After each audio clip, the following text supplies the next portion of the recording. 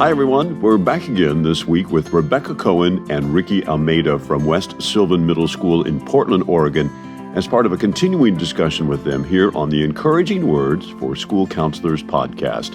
I'm Matt Fleck with Inspire Success, the nonprofit serving our nation's youth by inspiring those who help students succeed. That would be you. So thanks for joining us.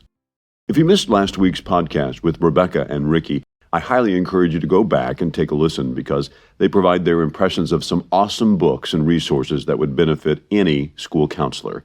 Last week, Rebecca and Ricky talked about how they have been intentionally working with their school to explore anti-bias and anti-racism principles and how committed they are to this work. I would say if you're able to find a way to integrate anti-racist, anti-bias work into your school some way, I would jump on that opportunity if I were you. There's nothing more powerful than what we just did the last couple of weeks and being in a room with students of color who felt comfortable in talking about their viewpoints and the way they see themselves in a school setting and the way they feel everyone else sees them. And then to be able to take it from that group and put it out school-wide. We all make these assumptions that our students, no matter their race, know exactly how the world is, or that we should guide them in the direction that we see as appropriate or by the dominant culture. And we are excluding a whole bunch of kids in that.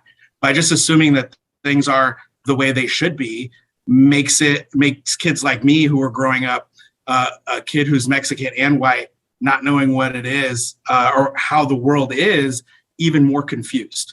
And we have a whole bunch of kids who need to have their voices heard. And so if there's a way to integrate that type of work in your school, that it would be amazing. And there are lots of resources out there. This book is Anti-Racist by Tiffany Jewell, like Rebecca said, is incredible. And that's a really good start. And that's how we got started last year. So that's the one piece I would say. I agree with everything that Ricky just said. And I would say that as a white woman, where that started for me was probably the mindfulness journey, whether it was reading Dan Siegel's books or just doing workshops, getting in touch with like who I am as an educator and what is my why, which is, that everyone feels safe and loved at school and that they then have like the freedom to learn. And I think that that came through my work on mindfulness with kids. So I think if it all funnels together, I really think doing a dive into both of those things is just the best. If you need a why for it, because I know a lot of times we need to teach to the why and then the how.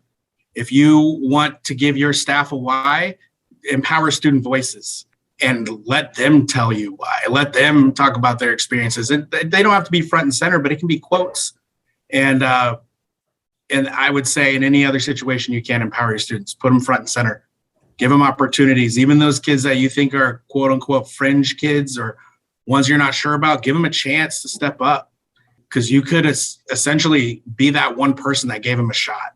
And sometimes that's what we need, What's nice is that Ricky and Rebecca have been serving as professional school counselors long enough at their school that they get a chance to hear how former students still practice some of the lessons they taught them years before. I get emails frequently from parents about how it's impacted their children and what that relationship is like. And I have one student who I practice mindfulness with, in the classroom setting, like I said, week after week after week. And I got an email a while later with a picture attached.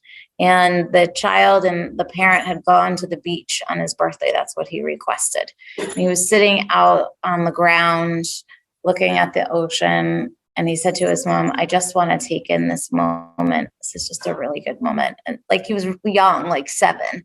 So I think like when you can teach someone that so young, it does have an impact on the rest of their lives. So, yeah.